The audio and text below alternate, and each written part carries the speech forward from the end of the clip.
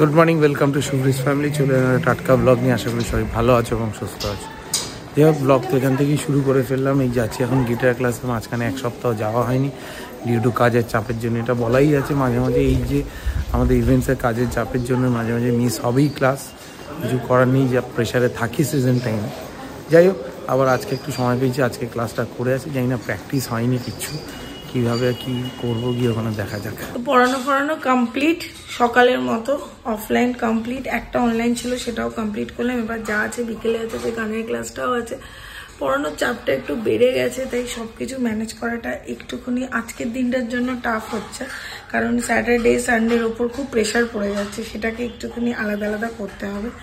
এই যা, আর এখানে বই খাতা নিয়ে ফল ঠল নিয়ে বসেছিলাম, এইসব খেয়ে দিয়ে এই এখন যেহেতু সবকিছু একটু টাইমে আমার মোটামুটি না টাইমটা চলে 4টে পর্যন্ত ঠিকভাবে চলে। এরপর সন্ধ্যেবেলার টাইমটা এই খেলাম, তারপরে আবার একটু গ্যাপ চলে গেল। সন্ধ্যেবেলার টাইমটা বড় না, ওরমভাবে খেতে পারি না। সকালের দিকটা তাও হয়ে যায়, সন্ধ্যেবেলার টাইমটা একটু সমস্যা হয়। যাই হোক, আমার ফোনের যে সমস্যাটা বললাম ওটা এখনো সলভ হয়নি, কবে হবে সেটাও জানি না। যদি আজকে সময় পাই একবার ক্রোমাতে নিয়ে যাব। এই বাবা নিয়ে এসে দেখাচ্ছে, বলছে এই দেখ সব আমাদের গাছের জবা ফুল, একটা তুলে ধরো দেখি। বাহ, জবা ফুলগুলোর সাইজগুলো বড়, আর কি বড় বড় না, দারুণ হয়েছে।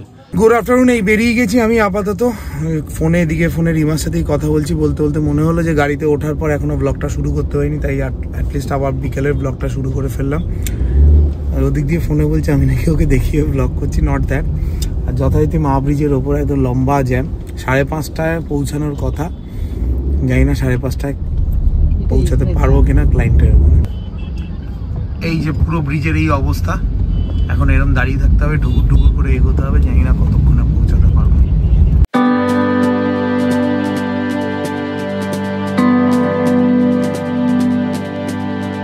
সকালবেলা আমি যখন ব্লগটা শুরু করেছি, মানে দুপুরবেলা, আমার তখন মনেই ছিল না যে আমি ব্লগটার একদম যে প্রথম যেটা বলি সেটা বলিনি, মানে এতটাই মাথার উপর চাপটা ছিল। যাই হোক, এখন হলো good evening, welcome back to a new blog. আশা করি তোমরা সবাই খুব ভালো আছো, সুস্থ আছো। আর ভালো সুস্থ থাকাটা খুব খুব খুব জরুরি। আমি এখন খাচ্ছি চা, মাও এখানে বসে খাচ্ছে চা। আমার মা ঠান্ডা এখনো যায়নি, স্টোল হলেও গায়ে দিয়ে বসে আছে, মোজাটা ছেড়েছে এইসব। তো তারপরে এই বাড়িতে না তুলনামূলক একটু বেশি ঠান্ডা, কারণ এই বাড়ির চতুর্দিকে এত ফ্ল্যাটস, রোদটা সেইভাবে আসে না, তো এইখানটা বেশি একটু ঠান্ডা। আমার ওই বাড়িতে আসলে স্নান ফান করতে গেলে একটু বেশি ঠান্ডা লাগে। ওই বাড়িতে যেমন ব্যাপারটা খুব নর্মাল, ঠিক আছে। আর টপ ফ্লোর তো ওই বাড়িতে মানে একটু আগেই হয়তো গরমটা লাগে, আর এই বাড়িটায় ঠান্ডা বেশি। তো এখন তো হয়ে গেল, এই বাড়ির পার্ট চুকে গেল। এখন যাব ওই বাড়িতে গিয়ে গানের খাতা নেব, তারপরে গান শিখতে যাব। তারপরে আজকে আমি আর সোনাই এক জায়গায় যাব। কোথায় যাব বলছি যেতে যেতে। তো বেরিয়ে গেলাম, আর ভারী ব্যাগটা নিলাম না, আবার কালকে সকালে পড়ানো আছে, কালকে সকালে আসতে হবে। কালকে যদিও সেই ইভেন্টটা আবার আছে, বাট কালকে সকালটা আমার হবে না, কারণ পড়ানোর একটা চাপ আছে, সেটা তো এখানে মিটিয়ে দিয়ে যেতে হবে। আর আজকে থেকে একটা ব্যাচ শুরু হয়েছে, সেটাকে তো আমি কালকেই অফ করতে পারি না। তো সের জন্য শুভম বলে ঠিক আছে তুই বিকেলে গেলেই হবে। তো আমি বিকেলে যাব। আমার ঘাড়ে যেটুকু কাজ ছিল একটু কাজ আমি করে দিয়েছি। আমি যখন ওই যে ইভেন্টে সব মানে ওই গেস্টের নামগুলো নিয়ে আর কি এক্সেল শিট বানাচ্ছিলাম, তারপরে কল করছিলাম, তখন সোনাই আমাকে এক্সেল শিটে কয়েকটা সাবমিট করে দিয়েছিল, মোটামুটি করে দিয়েছিল, 20-25টা করে দিয়েছিল। আমাকে বলেছিল দিদিয়া তার মানে আমি তোকে খাওয়াবো, বিরিয়ানি খাওয়াবো। ও বললো আচ্ছা। এবার ও কালকে থেকে যেহেতু ডায়েটিশিয়ানের কাছে যাবে, তো তারপর তো মানডে ওর ভেজ, টিউসডে আমাদের বাড়িতে ভেজ, তো আর বিরিয়ানি খাওয়ার হবে না। ডায়েটিশিয়ান হয়তো টিউসডের মধ্যে ওকে ওর চার্ট দিয়ে দেবে, এর জন্য আজকে ও যাবে আমার সাথে বিরিয়ানি খেতে। আমি খাবো না, ও খাবে। আমি ওকে বললাম সেটাই আমি দেখবো, যদি একা একা বসে কি করে খেতে পারি। বলছি তুমি কিছু একটু খেয়ে, ভাবছি না আমি তো কিছু খাবো না, তুই খাবি বস। তো যাই হোক, আজকে বিরিয়ানিটা খেয়ে নিক। আর সবাইকে বলে বেড়াচ্ছি আমি শেষ বিরিয়ানি খাবো, শেষ বিরিয়ানি খাবো। আজকে আর গানের ক্লাসটাতে যাইনি, কারণ এসে আমারও একটু কিরকম লাগছিল। আর ক্লাসে আজকে অন্যান্য কেউ যাবে না, কমিশটাও ঘুরে এসছে, ওর শরীরটা খারাপ একটু। হ্যাঁ না, তুইও রেস্ট নে কমিশটা, নেক্সট উইক থেকে আবার জোর কদমে শুরু করবো। ওরে গৃহবাসী। আর এখানে দেখো আপনার কপি মুখটা যাচ্ছে বিরিয়ানি খেতে। কি শুনে এই সিজনের লাস্ট বিরিয়ানি। হ্যাঁ আমি বলে দিচ্ছি, তোমরা শুনে কি মাঝখানে আবার দেখবে বিরিয়ানি খেতে। মানে আমি বলছি, মানে আমি নিজে কিনে খাবো না, যদি কোনো নেমন্তন্ন থাকে সেখানে খাওয়া, দ্যাটস আ ডিফারেন্ট থিং।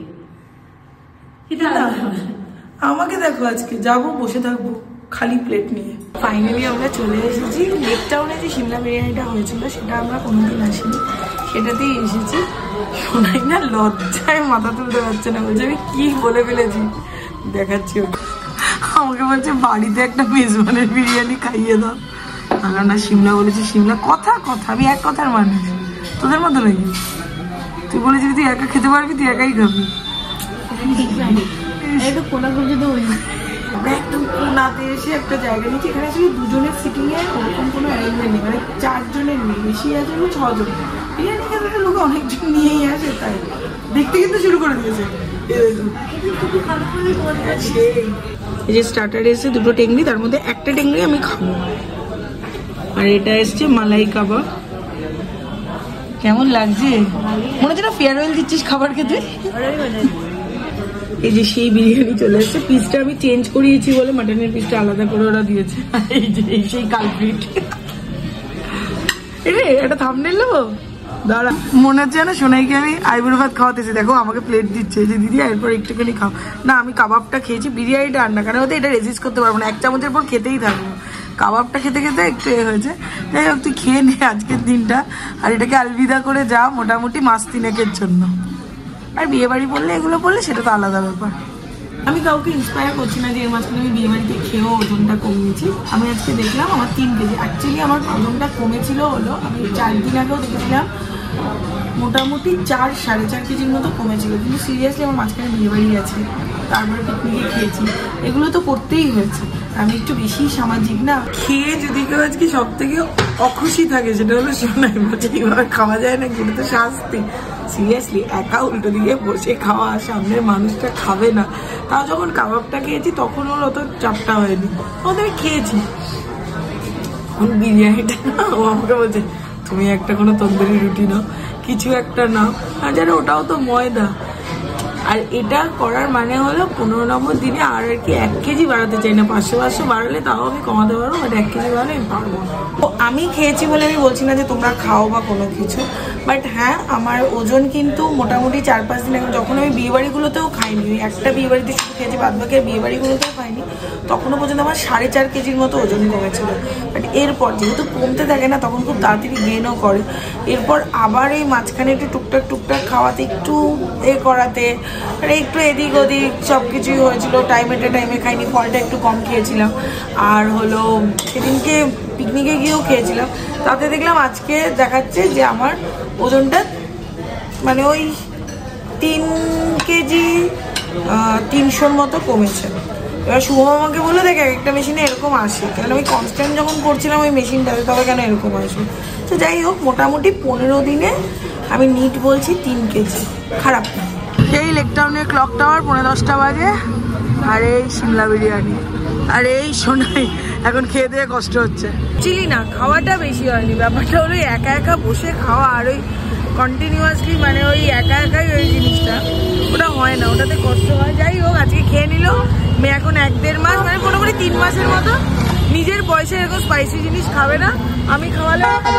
এই দেখো ছবি তুলছে, ওরা হলো ফল কিনবো, তারপরে আবার রিক্সায় উঠবো, তারপরে যাবো।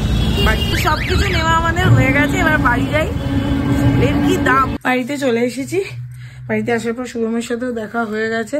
শুভমের জন্য একটা বিরিয়ানি নিয়ে এসছি, রাত্রিবেলা 12-12:30 পরে খাবে, যেতেছে স্যাটারডে। তো রাতে ডিনারটা করে এখন বেরিয়ে গেছে, তখন এসে আর খাবে না, তখন এসে ও দেখবে রেখেও দেবে। বাট বিরিয়ানি তো বলা যায় না, আমি স্পেশাল বিরিয়ানি এনেছি। আর এই ওরা তখন গেছিল, এই বিরিয়ানি নিয়ে এসছে, আপাতত এই বিরিয়ানি এখন খাচ্ছি রাত্রিবেলা 2:30টার সময়।